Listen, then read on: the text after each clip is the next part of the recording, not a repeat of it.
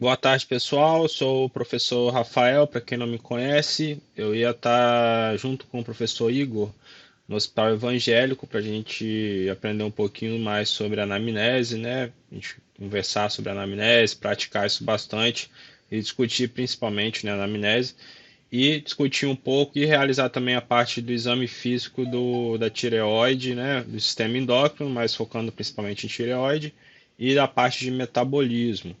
Né? Na parte de exame físico, a gente não tem um exame físico mais direcionado do resto do sistema endócrino, mais a parte da tireoide, então a gente ia no hospital focar isso e conversar a parte de anamnese e algumas manobras também que a gente identifica a hiperfunção ou hipofunção de algumas glândulas. Mas na parte de exame físico era mais a tireoide mesmo, beleza? Vamos só mostrar aqui antes os capítulos que a gente vai usar na parte de tireoide para.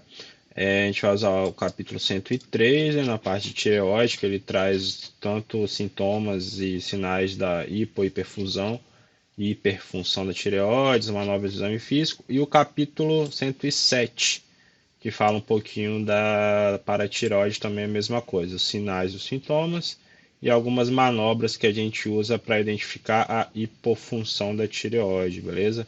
Gerando a hipocalcemia. Então, passando um pouquinho nos objetivos só para dar uma passada nos objetivos desse módulo para vocês, a parte de endócrino. Vocês já tiveram com a professora Fernanda a parte de nanismo gigantismo, né? Da hipotálamo hipófise. Vocês têm que saber, né, os sinais clássicos, né, do exame físico do paciente com acromegalia e do paciente com síndrome de Cushing. Isso é muito presente na prática clínica, né, o Cushing tanto iatrogênico quanto patológico. E hoje a gente vai falar um pouco da hipofunção e hiperfunção da tireoide, os principais sinais e sintomas da hipofunção e hiperfunção, bem como sinais e sintomas do crescimento só da glândula, né? Que a gente pode ver tanto se a glândula, a gente vê principalmente no caso do bócio, né, que a glândula cresce mais, mas isso pode acontecer sinais e sintomas também da hiperfunção e até mesmo do própria neoplasia, que não vai estar muito relacionada a quadro de hipofunção e hiperfunção, mas mais um crescimento neoplásico que pode infiltrar e causar alguns sintomas também. Vamos fazer, né? Vou ver aqui com vocês alguns vídeos, né? Infelizmente a gente não consegue, não vai poder fazer um exame físico, né? Para vocês verem na prática, por enquanto, só quando a gente estiver na prática, né, no ambiente de prática hospitalar. A gente vai conversar um pouquinho sobre as manobras do exame físico, como é que a gente faz, a parte do exame físico da tireoide e ver algumas manobras para a gente conseguir identificar a hipofunção da paratireoide, né? Principalmente o sinal de Trousseau e o Chivostec, beleza? Então, o meu quadro branco aberto aqui, falar um pouquinho sobre tireoide na parte de anamnese, né? Não propriamente a parte da HDA em si, mas o restante, a parte de identificação, né? Os antecedentes pessoais, fisiológicos, patológicos e a parte de hábitos de vida. A gente tem que, né, paciente com queixa de tireoideia, né, com uma doença no tireoide, é importante a gente investigar, né, logo na identificação, o lugar que esse paciente trabalha, que esse paciente mora, né, desculpa, da onde ele está vindo. É um lugar que tem deficiência de iodo,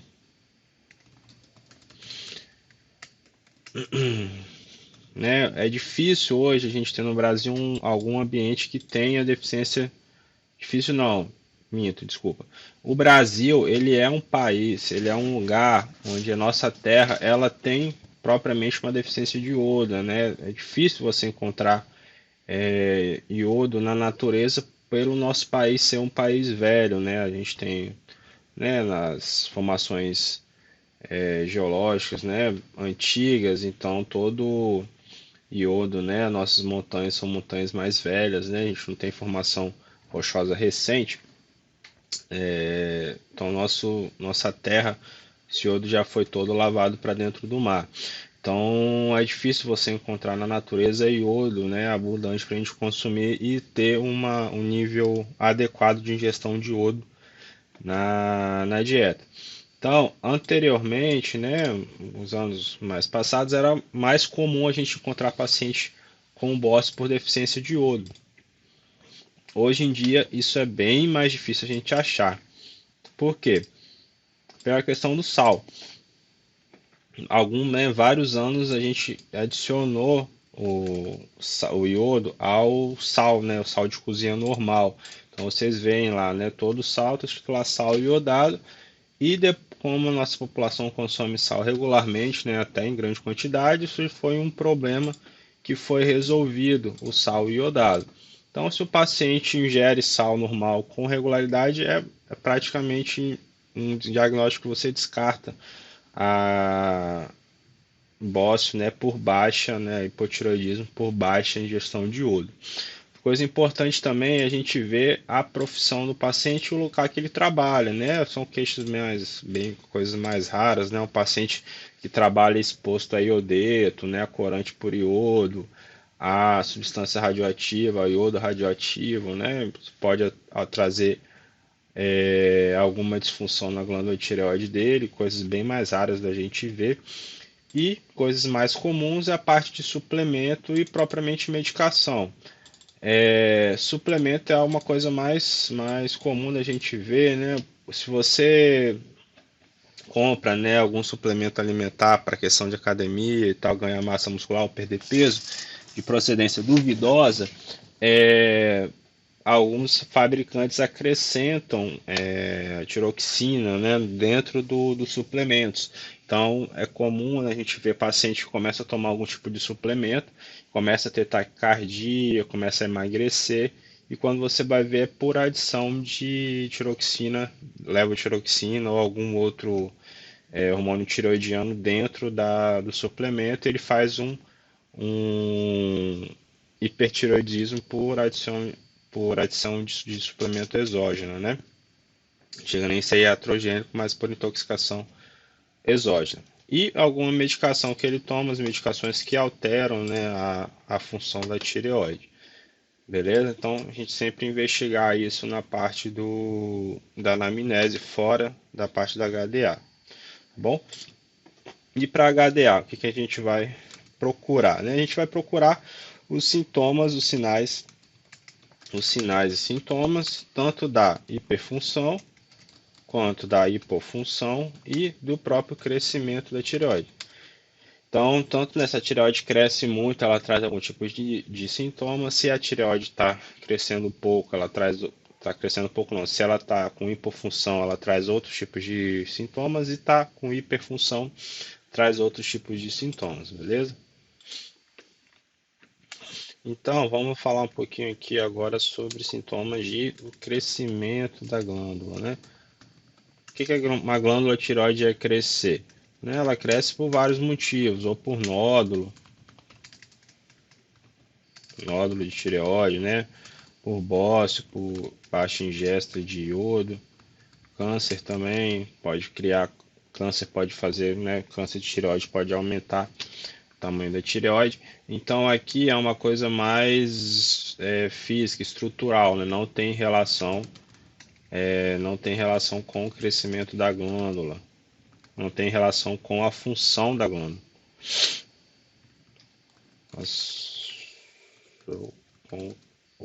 A função, né? O que tem o sintoma aqui, tem a ver com uma compressão física, né? Então, os sintomas e sinais são secundários ao crescimento e não função,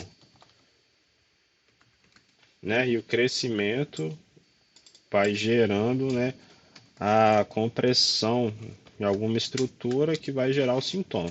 Então, os sintomas principais assim da questão do crescimento, quais que são? São as DIS, né? Primeiro, a gente tem o crescimento da glândula comprimindo traqueia. Vai ter o que? Vai ter dispneia. Você tem o crescimento da glândula comprimindo ou inflamando, né? Comprimindo, infiltrando o nervo laríngeo.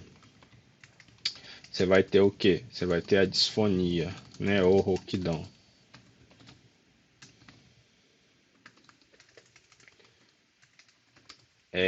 Se você tiver o crescimento da glândula comprimindo o esôfago, a gente vai ter o quê?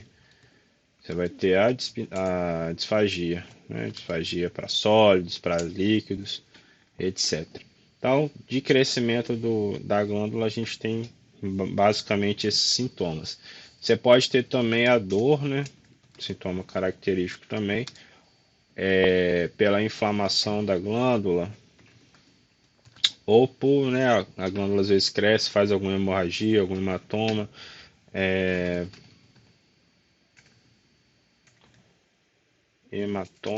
ou pelo crescimento, por inflamação da glândula, tá bom?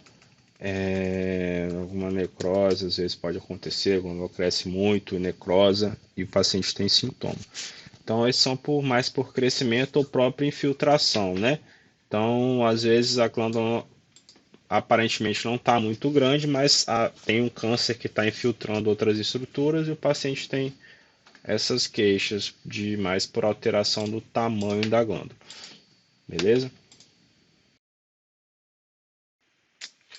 Então aqui os sintomas em relação à função da tireoide, né? Primeiro vamos falar um pouquinho da hiperfunção, do hipertiroidismo, né? No sistema antes aqui, a gente tem que lembrar que a questão do hormônio tiroidiano, ele mexe com o metabolismo do nosso corpo. Então fica quase intuitivo a gente pensar nos sintomas do paciente, né? Na hiperfunção você vai ter o metabolismo acelerado, na hiperfunção o contrário.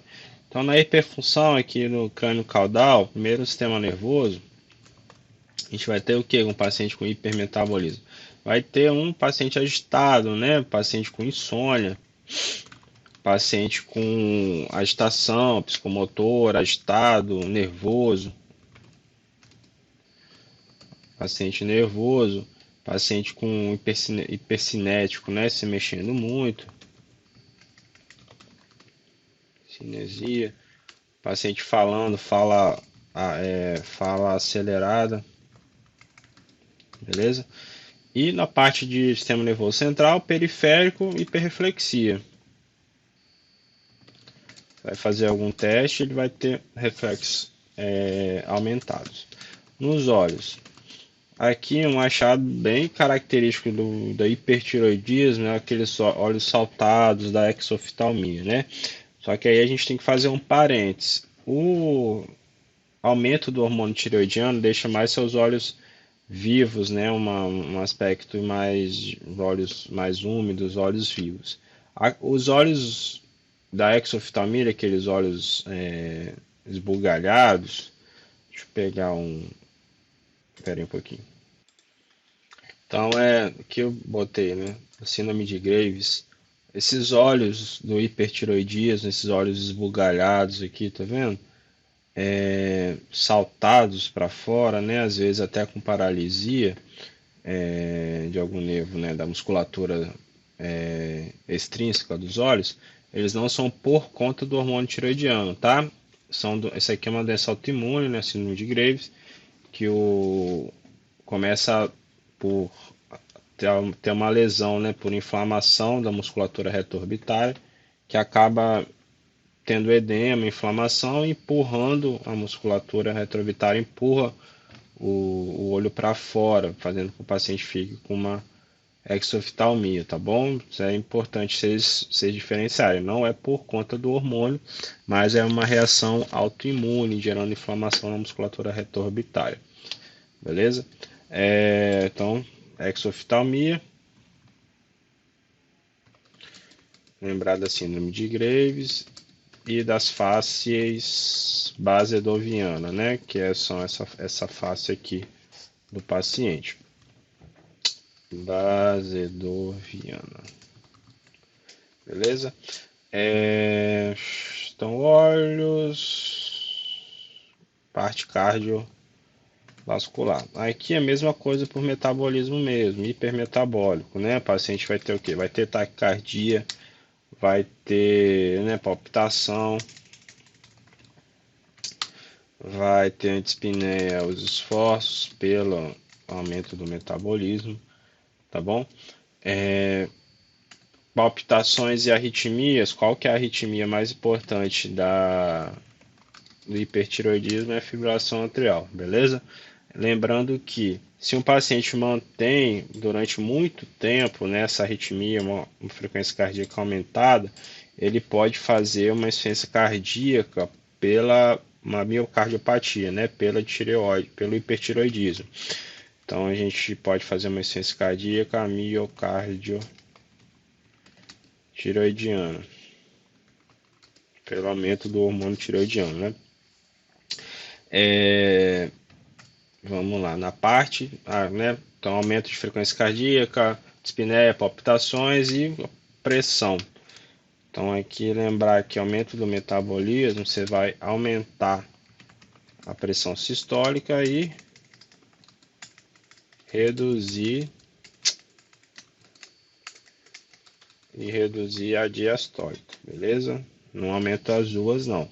A sistólica aumenta e a diastólica reduz, tá bom? Você aumenta a pressão de pulso, ok? Sistema digestivo ou digestório, né? Se for mais atual. A gente vai ter aumento do metabolismo também. Então o paciente pode evoluir com diarreia, aumento no número de evacuações, né? Ou se o paciente tiver, né, se o paciente for constipado, ele melhora essa constipação. Sistema gineco, né, gênito urinário, aqui principalmente na mulher. A gente vai ter as alterações do ciclo menstrual também pela alteração na questão hormonal da mulher. Então você pode ter oligomenorreia, você pode ter amenorreia, oligomenorreia não, mentira, polimenorreia, amenorreia, ou, né, às vezes pode acontecer oligomenorreia também. Tem alterações bem distintas, assim, né?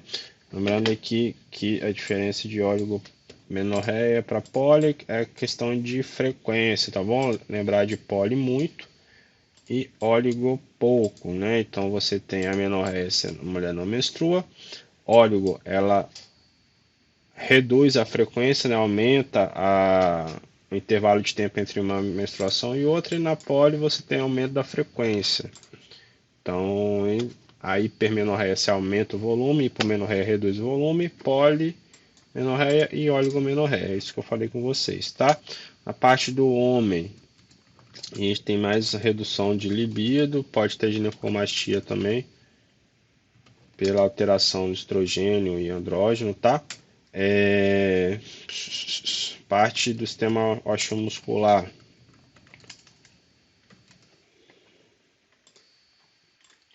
Osteomuscular, principalmente astenia, fraqueza. E fraqueza de tudo, não, principalmente do que? Da musculatura proximal, beleza? Cintura escapular e pélvico, beleza? Então o paciente vai ter mais dificuldade para levantar, né, se locomover mais proximal, beleza? Pele agora, por fim, pele vai estar o que? A pele vai estar fina, quente e úmida, tá bom? Basicamente isso, não faltou nenhum sistema. Beleza? Agora, hipofunção. O que a gente vai encontrar? A gente pode também no mesmo esquema dos órgãos aqui, tá? Sistema, vou começar aqui pelo sistema nervoso. Como é que vai estar? Aqui no sistema nervoso, né? O paciente vai estar como? Então, ele vai estar ao contrário, né? A gente vai ter letargia, né? O paciente fica sonolento, fala arrastada. Parte do sistema nervoso periférico, a gente tem hiporreflexia e pode ter parestesia também. Parestesia diversa, né? Parte cardiovascular, a gente não vê tanta alteração quanto lá no hipertiroidismo. O hipertiroidismo é clássico, o paciente tem frequência cardíaca alta, vai ter a fibrilação atrial comum, palpitações, mas aqui não, né? Ele pode ter bradicardia? Pode, mas não é tão comum assim não, tá? A gente vai ter, pode ter, nesse paciente tiver já alguma doença coronariana, ele pode ter sintoma de angina sim, tá bom? Pela bradicardia, aumenta, reduz a frequência cardíaca muito baixa, pode ter sintomas de angina também. Mas o que?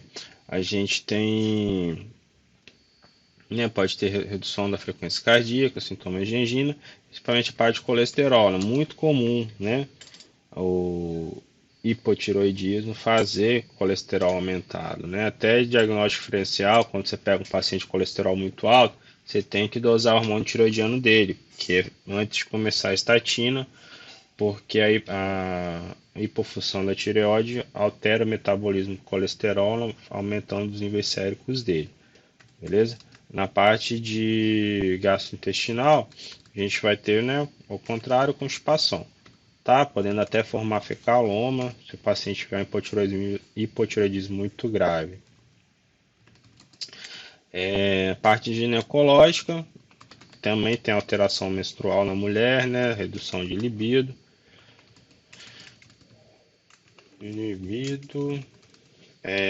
Amenorreia também, a gente pode ter. E uma coisa diferente aqui, a galactorreia, né? Aumento compensatório da prolactina. TSH muito alto, aumenta também a liberação de prolactina, podendo fazer galactorreia, tá bom? Infertilidade também, muito comum. Pele fânero, a gente vai ter uma pele seca, né? Uma pele seca, a gente pode ter edema também, pele mais rugosa, né? Pele rugosa, baixa umidade e cabelos quebradiços também, é uma queixa muito frequente, né? De tanto as unhas quanto cabelos quebradiços, cabelos quebradiços, sem brilho. E edema aqui é a parte muito importante no hipotireoidismo, que a gente tem que ter alguns detalhes, né? O edema vai ser edema de quê? Edema periorbitário, de face e de membros inferiores, podendo levar, né, em graus de uma hipotireoidismo muito exacerbado ao mixedema. Mixedema, né? Aquelas faces fáscias mixedematosas, que são o quê? Aqui, ó. Clássico, né? Faces de mixedema, um edema periorbitário, um edema de face secundário ao hipotireoidismo. Isso aqui até uma paciente que foi tratada, tem no Porto isso aqui, ou tinha. Tinha um edema face mixedematosa, foi reposto o hormônio tiroidiano, ela melhora a parte do edema, tá bom? E basicamente isso, né? Hipofunção são esses sintomas, hiperfunção já falei, e aumento do crescimento da glândula, tá bom? Então, vamos um pouquinho para a parte de exame físico agora. Lembrando que o exame físico da tireoide, ele sempre vai ter 3 passos, beleza? A inspeção, tanto a estática quanto a dinâmica, a palpação estática e dinâmica, e a ausculta, tá? Lembrar da ausculta que você sempre esquece na parte de exame físico. Então não vai ter a percussão, o restante segue o exame físico normal. Só, né, o Porto ele traz 3 manobras aqui para a gente fazer a palpação, uma abordagem posterior, a abordagem anterior e duas derivações da anterior, né, que você fica na frente do paciente. Tanto a palpação com o seu indicador e o médio, quanto com o polegar. Tá? Eu vou abrir 2 vídeos aqui para a gente dar uma olhadinha, para a gente passar para vocês, beleza? Eu vou comentando aqui enquanto o vídeo vai passando. Primeiro aqui é a gente localizar a glândula tireoide, né? passar aqui para vocês verem junto com a Emília. Nós devemos considerar o mento Ele não está com áudio. e descendo na linha média. Vai estar com Nós áudio não. vamos palpar Mas para a primeira localizar a glândula, né, a gente pega a linha média do paciente e descendo do mento até a parte da fúrcula external aqui, a gente vai passar por 3 estruturas. Primeiro, a glândula não, a cartilagem tireoide, estrutura mais cá rígida em cima, que nós a gente temos no vai pescoço, descendo na linha que média é da o cartilagem topo da tireoide. A cartilagem gente vai baixar um tireoideia. pouco mais, vai ter a A membrana partir da cartilagem cricotireoideia tireoideia, aqui nós no vamos meio descendo o e a dedo cartilagem e nós cricoide, vamos tá? Qual que é a observar importância dessa membrana aqui? É a punção, né, que a gente faz a cricotireoidostomia, né, aquela manobra que a gente faz uma incisão e introduz o tubo para ventilar um paciente que a gente não consegue entubar. Então essa aqui é a membrana que a gente corta, que vocês veem no filme que vocês adoram. uma Logo determinada abaixo da membrana vai depressão, ter a que é a membrana cartilagem cricóidea e logo abaixo dela cricotireoideia. a membrana tireoidea Abaixo em si, dela é beleza? que eu vou perceber uma estrutura Aqui a gente vai aqui elástica que demonstrando aqui a corresponde ao palpação do istmo da istmo e dos tireoide. dois lados Outro os lóbulos da procedimento que tireoide, tá bom? facilita a É importante na inspeção, a gente vai olhar o que? Vai ver primeiro se tem alguma alteração, né? Então você está inspecionando o paciente, procurando algum nódulo, bócio propriamente dito, algum nódulo, alguma alteração na pele, presença de alguma fístula, de ressecamento de pele, eritema, nodulações, alterações de cicatriz, cirurgia prévia na inspeção. E logo em seguida manda o paciente deglutir numa inspeção dinâmica, a gente vai ver inspeção tiroidiana a cartilagem se Existem movendo, alguns tá bom?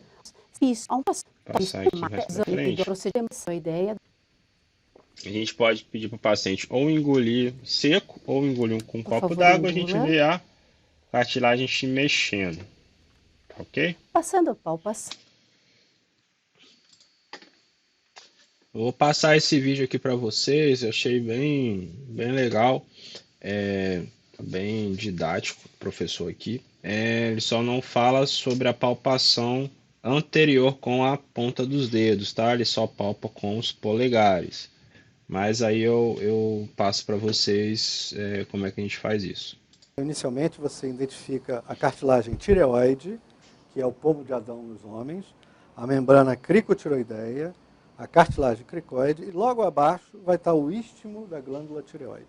Os lóbulos da tireoide, do lobo esquerdo e lobo direito, ficam um de cada lado da traqueia.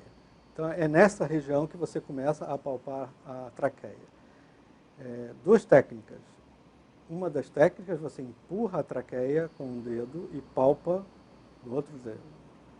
Então, por exemplo, eu estou empurrando a traqueia da esquerda para a direita e estou palpando o lobo direito da tireoide. Aqui é o inverso. Eu empurro a traqueia e palpo. Esta é a técnica mais empregada. A outra técnica é você puxar o esternocleido e palpar o lobo. Você pode puxar o esternocleido e palpar o lobo. Então aqui, na verdade, ele faz ao mesmo tempo as duas. Não sei se vocês perceberam aqui. Aqui ele está palpando com o polegar, né? Beleza? Está afastando. Ele fez aqui, o professor, ele fez tanto as manobras com o polegar e com o indicador e o médio. Fez as manobras de melhorar a sensibilidade do exame, né? Que você tem duas formas de melhorar a sensibilidade. Mandando o paciente movimentar a cabeça para um lado para o outro, né? Geralmente a gente manda ele movimentar a cabeça para o lado que você está examinando. Então eu vou examinar aqui o lado esquerdo, o paciente gira para o lado esquerdo para ficar mais, para relaxar o esternocleidomastoide e ser mais tranquilo a palpação da tireoide.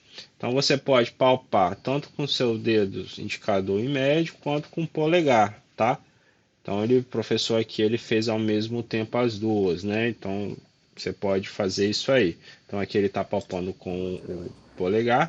A tireoide é móvel. Então aqui, ó, a gente pode palpar com os polegares sem fazer nenhuma manobra de sensibilização, né? Se eu não estou conseguindo palpar, eu estou com uma dificuldade, eu com um polegar eu empurro a traqueia para um lado, né, contra o lóbulo do outro lado e palpo o lóbulo do outro lado, ou eu puxo o esternocleidomastoide do lado que eu estou examinando e palpo com mais sensibilidade, tá bom? É fundamental que você peça ao paciente para engolir. Engole um pouquinho de saliva. Quando o paciente engole, você observa a subida da glândula tireoide. Essa é a técnica pela frente. Você pode fazer a palpação da glândula tireoide por trás também. Mesma região. Você pode também usar as duas técnicas. Você empurra e palpa. Na abordagem posterior, que é mais fácil a gente fazer na prática, né, que dá mais sensibilidade para a gente. Na verdade, isso varia de cada um, né? Vocês façam todas as três e vejam qual que vocês sentem melhor para vocês, né? Qual que vocês ficam mais à vontade.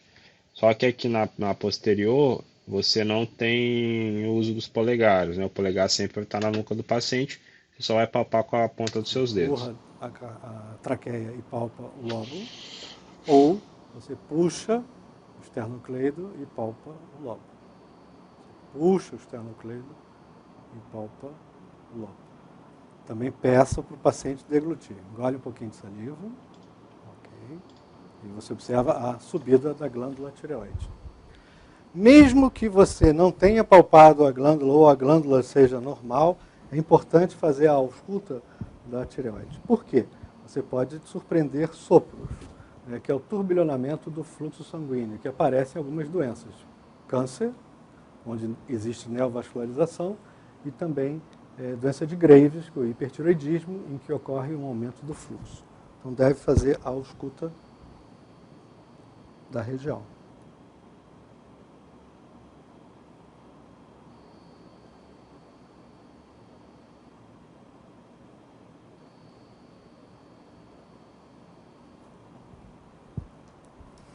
Na descrição da glândula, deve-se saber se a glândula é tópica, se ela tem consistência normal, se ela tem a sensibilidade, se é dolorosa ou não, se a mobilidade é normal e ausência de sopros ou presença de sopros na ausculta.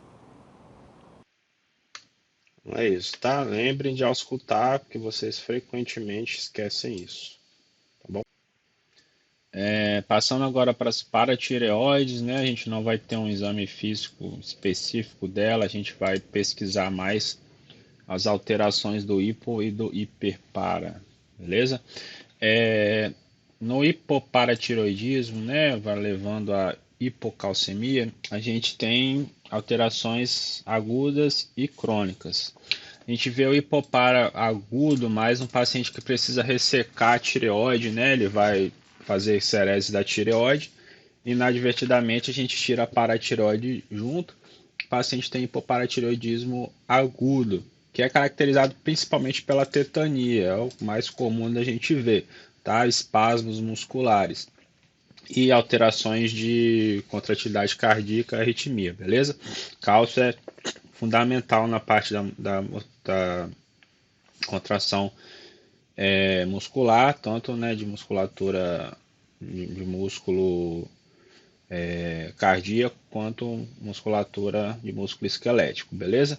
Então, né, lembrando que o cálcio ele deixa os canais de sódio meio sujos, né, entre aspas, e a gente retirando o cálcio fica mais fácil para ocorrer a despolarização e a contratura muscular. Por isso que no hipopara agudo a gente tem sintoma de tetania mais pronunciado. Então a gente pode ter tanto sintomas leves, né, como dormências periorais, parestesia de mão, pés e câimbras, como sintomas mais graves, onde a gente tem as convulsões e os espasmos carpopodais, beleza? Alterações cardiovasculares, a gente pode ter hipotensão, alteração de musculatura cardíaca, insuficiência cardíaca também, e principalmente prolongamento do QT, né? Então, paciente pós-cirúrgico de tiroidectomia, a gente deixa ele internado monitorizando ele cardíaca contínua, para ver se alargamento do QT alargando, o paciente pode evoluir com alguma arritmia, né, algum ataque ventricular, e pode até evoluir para óbito, beleza? As alterações mais crônicas aí, e no hipopara crônico a gente tem mais distúrbios, questão neurológica, olho e esqueleto, né? Então a gente pode ter distúrbios extrapiramidais, a gente tem a calcificação dos núcleos de base, gerando parkinsonismo. Então o paciente tem aquela distonia clássica do parkinsonismo, o embalismo, a tetose também, coreatetose do Parkinson, uma síndrome Parkinson similar. Pode ter catarata, é comum no hipopara crônico, e esclerose óssea, né? Você tem a espessamento cortical, algumas anormalidades craniofaciais e a esclerose óssea. Como é que a gente vai pesquisar a hipocalcemia nos pacientes, né? A gente tem duas manobras, né, que eu queria focar aqui com vocês, tanto o sinal de Trousseau quanto o sinal de Chivostek.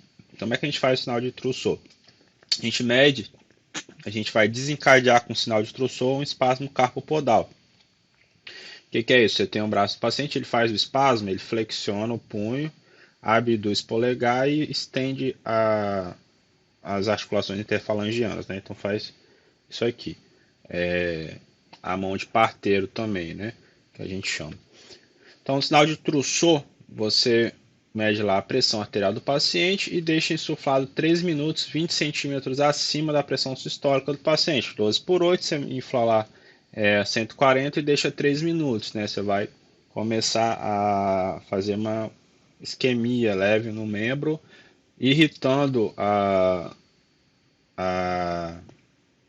inervação, né? Fazendo uma irritação neurológica, né? E desencadeando essa contratura, beleza?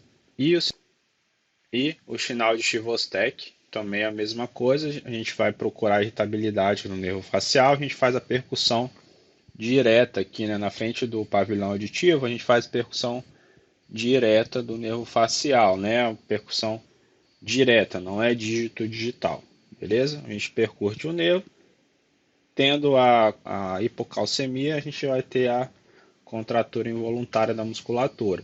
Lembrando que 10% dos casos é normal na população, o paciente tem isso de forma fisiológica.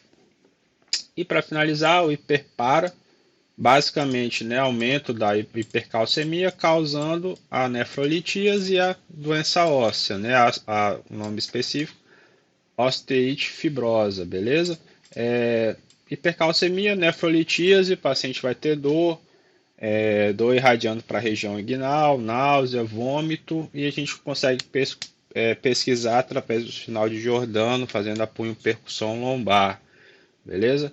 E a osteite fibrosa, que é isso, né? É uma paciente que tem uma reabsorção óssea muito intensa, gerando dor óssea, e radiograficamente a gente tem a reabsorção do periósteo das falanges e a desmineralização óssea em sal e pimenta do crânio, né? Um sinal bem característico, né? Então, legal de ver aqui, ó, tá vendo? Sal e pimenta tem as áreas de reabsorção, né? Escura e, claro, a imagem em sal e pimenta que a gente fala, beleza? Pode ter também na hipercalcemia, anorexia, náusea, constipação, algo mais inespecífico. Basicamente isso. Então, hiperpara, hipercalcemia, nefrolitíase, doença óssea, osteoite fibrosa. O paciente vai ter dor óssea e esses achados na radiografia que são mais característicos do hiperpara. Hipopara, hipocalcemia, a gente vê os espasmos, né? Tetania, espasmos mais característicos, alterações cardiovasculares, arritmia. A gente pesquisa com sinal de Trousseau e Chivostek, beleza? Fiquem com Deus. Curtem, compartilhem o vídeo aí, se inscrevam no canal. Valeu, galera. Fiquem com Deus.